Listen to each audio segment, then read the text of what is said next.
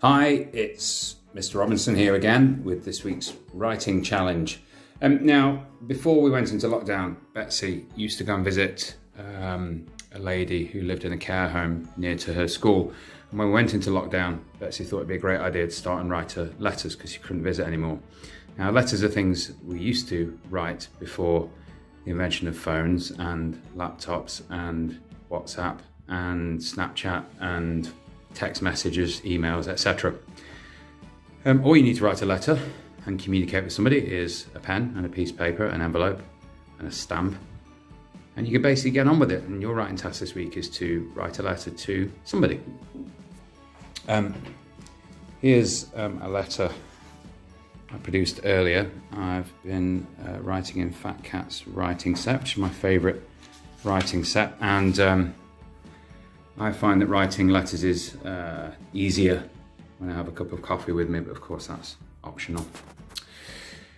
So what does a letter look like? Well, first of all, in the top right hand side, you write your own address. And you'll notice that we have a straight line here where you start each line directly underneath the last one. Underneath that, you write today's date. Across from that, underneath, you write the address of the person you're writing to, complete with the postcode, and immediately under that, dear Mr., Mrs., Miss, whoever it is you might be writing to, followed by a comma. Now underneath that comma is where you start writing your first paragraph. And this letter I'm writing to a Mr. Williamson. He's a fictional character, offering my help to him because he's struggling with his job at the moment and he's making a right old hash of things. Notice my next paragraph at the bottom of the page starts immediately underneath the other paragraph, which is immediately underneath the comma, so everything runs straight down. And I didn't write a very long letter because it's just an example.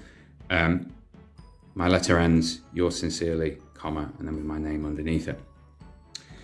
Having written your letter, all you really need then is an envelope. And on that envelope, you write the same address that was on the letter, the person you are writing to. And you need a stamp.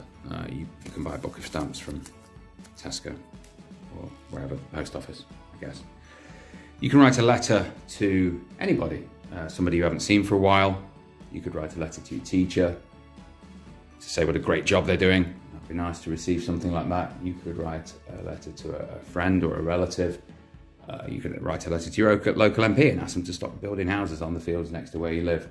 You could ask them to write to Tesco and ask the manager there why the cost of coffee has suddenly gone up 50p a bag. Anything you want. You have until Friday to write and send a letter, and obviously if you're not sending it to school, then you could take a photograph of it and submit it to your class teacher on Dojo to show that you have completed the challenge. Okay, good luck and go.